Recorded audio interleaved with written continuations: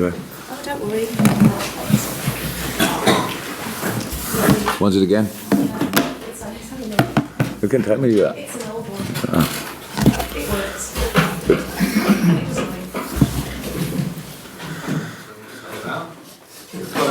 Okay, Jurgen, just check the knocks that Van Dijk, Alexander-Arnold, Ronaldo had. Have they recovered? Are they available to play this weekend? What's the state in?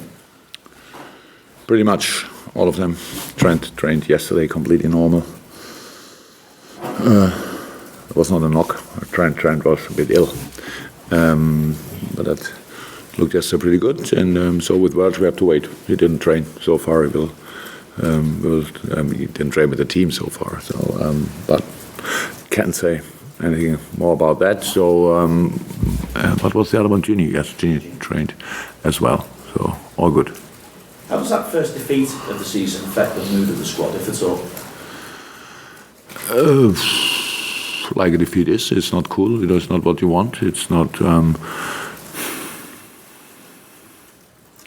what we are going for. So that's how it is. But it's not that we should not be surprised that things like this can happen, especially when in a game when you're against a really strong side, when you don't use your big chances and how we said a few times, you leave the game open. And then if you leave the game open, there's always a chance for the other team. And so that's what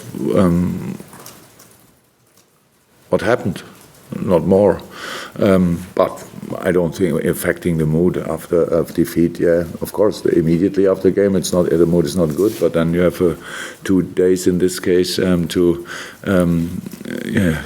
find back on track, and that's, I would say, worked so far. We will go to Chelsea and try our best again. But in games like this, you never can be sure that you will get the result you want to have. You have to work for it, and that's what we try. Raheem Souness has again been very complimentary about your team. Says that this Liverpool team will give any team from any era a real game. You've already come through a big test against Spurs and the top 4 rival this season. What kind of a statement would it be if you were to open up a 5-point gap on another title rival, top 4 rival in Chelsea this weekend? I don't think in this category, to be honest, because it's difficult enough to try to win the game or even to get a point at Chelsea, and I don't think about a 5-point gap. And a 5-point gap, 31 match days before the end is nothing, because you play them again, so it's absolutely nothing. It's only about getting points on our account, and that's all what we try to do. And if Graham says that, yeah, he's right, would give all teams a proper game, and that's the best news, to be honest. That's exactly how we see it as well. But give somebody a proper game doesn't mean you will win that game. It only means you are competitive, and that's what we are. That's what we have to show again. And I thought the Chelsea game was just an unbelievably interesting game, to be honest, in the analysis as well. So we needed time to adapt. Yes, we had a new formation. Yes, and that's without the ball. Against the ball, if I mean defending, it's a bit more complicated than with the ball. And so it felt maybe a bit like Chelsea had, and for us as well, it was not uncomfortable. And we think, okay, they pass there, and we were not ready. It was because of little details, but they are absolutely important. And for the boys, it was a big challenge, because I know how people see it, and always, and you let them play after a long time. We have 5 players. Okay, Fabinho played a few minutes, but we have 4.5 players with the first minutes of for sure the first start in the season, and then we all think they need to be ready in that moment, use the chance, or you will never get another one. But that's not how it is. So it was a really difficult task, and I was happy how we adapted in the game, to be honest. So with all the things they did, at the end they needed a free kick. And maybe offside, maybe not important, and a world-class situation of Hazard. And to win the game, so we had bigger chances and all that stuff. So that's good news, but still we lost it, and that's what can happen. It's not a problem. But how I say, it's always about the result is the most important thing, but the performance is pretty important as well, and for analyze much more important. And so we learned a lot in that game, and it was just interesting to see how we adapted in a pretty short period of time, and with a pretty much completely new formation, and that's good. But we have to do better, because Chelsea will make changes, of course, and Hazard will not only play 20 minutes, so he will give us a few questions probably over 95, and a lot of other players will come in, Jorginho and Kante and all these boys. So it will be interesting again, and I'm looking forward to it. You've got a few to come by yourself. Yeah, I know. Just as far as Virgil is concerned, obviously with it being such a colossus in your defence as well, what sort of an impact might that have? Or has that had, not even on training maybe? Wow. Virgil is a world-class player, there's no doubt about that. And if you miss a world-class player, it's not cool. But Dejan Lovren made his first game after the World Cup, I would say around about 10 weeks. Most of the time he was that injured that he couldn't even think about training, because you have in that part of your body something that's not, you cannot do fitness, nothing. So, and after that long period he played an outstanding game. Joel Matip, long have been injured, now 2 games in a row, played fantastic, and both fullbacks didn't play in that season so far. So that's, we all get judged constantly, but it's for the boys it's much more important what I think about their performance than what you think about their performance. And I can imagine that people say, oh, thank God all the others come back again and stuff like that. But these boys did a really good job. So if Virgil is fit and can play, then he will play. So why should I make? But if not, then obviously we have options, and that's really good. That's really good. And for that, yes, his impact is always obvious, but we could play football and before Virgil van Dijk, and we can play without Virgil, thank God.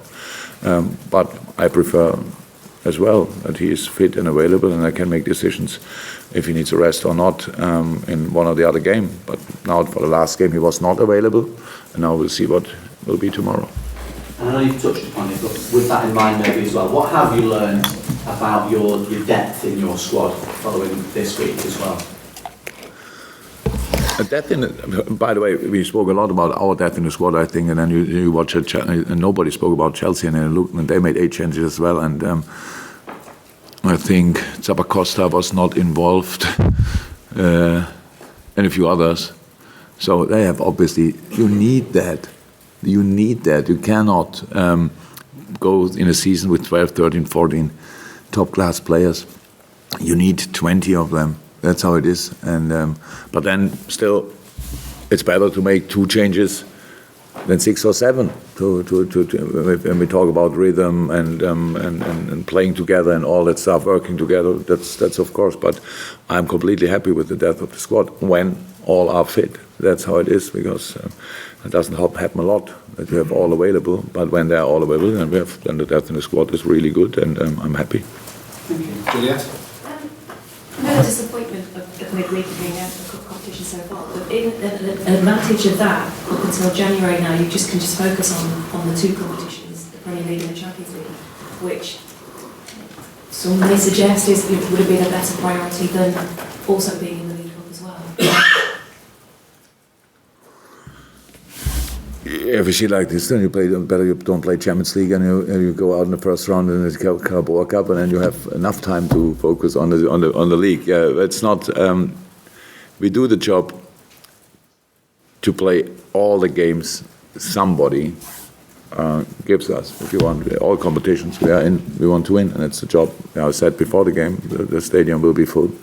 So means we have to be at 100%. That's what we try to do.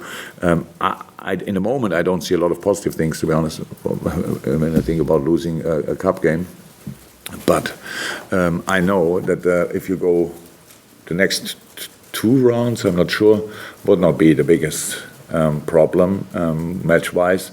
In January, yeah, if you go in the semis, I think then around about then it's getting a bit more busy, and that's not cool. But if you're that far, then you want to go for it, of course. So, but that's clear before you start a competition. And I think before, or when I came in, people expected more or less that in these kind of games you line up all the kids. If one of us would have done that in the last game. And I didn't speak to Sarri before the game and ask who you will line up, and I line up them, then we have a proper game. So, but if we would have brought the kids, or I would have done that, that would have been a funny game. So that was a real cup game, and both teams showed how important this cup is for them, and I like that. So we lost. That's not cool, but that's all. So with the changes that I guess you're going to make in Chelsea, are you expecting a similar kind of game than you had with the same one as midweek? At least, yeah. It will be tough. It will be intense for both sides. It's a big one. It's Chelsea versus Liverpool. So that sounds already good. And then now we have to make sure that it is good. And for both teams, it will not be an easy game. Both teams know that. But how I said, the best preparation for us for the Saturday game is the Wednesday game, because you can never know more about an opponent than in a match you play against them. And of course, a few different players on the pitch, for sure, for Chelsea. And but we try to use our information from Wednesday to do it better.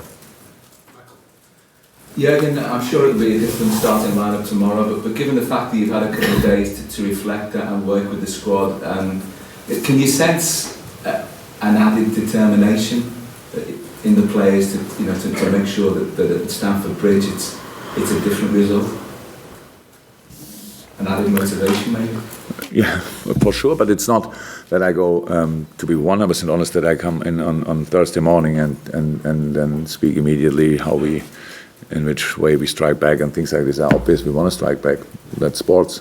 You lose once, can happen. If you play them again, you try to correct that case, and that's what we try, of course. But it's now today is the only session we really have, and then we travel to. Because so far it was, of course, for the team who played was completely only yesterday was recovery. The good was with the other boys we had a proper session, a good session.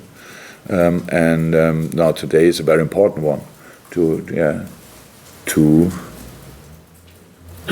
use the things we've learned in a training session about the opponent, and then let's go and try again, and hopefully they all are fit, and then we have done really proper quality, and that makes it so interesting. Yes, but striking back is a duty in sports. That's why what's a big part of what I love. You always in a season you play always twice, so it's quite difficult to play in June, or let me say in August, and then next time in May, and you just tell your players, we lost against them. That's quite difficult. But in 3 days, it's possible, and then so let's try.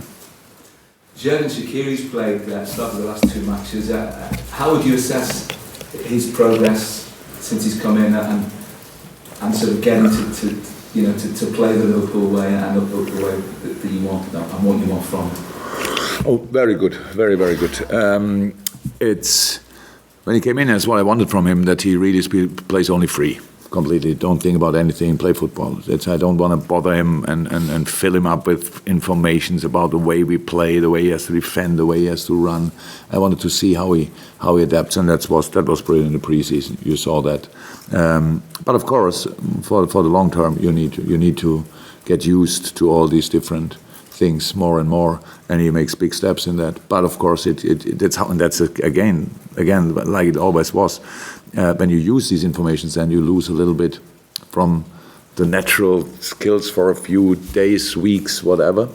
Because you think now a little bit more on the pitch, as you should actually, because it's football. How I said a few times, should be more instinct than really thinking too much. So you have to do it that often that you don't have to think about it anymore. And that's where he is in the moment. But I'm completely happy. It's a fantastic impact and a really good player and good boy.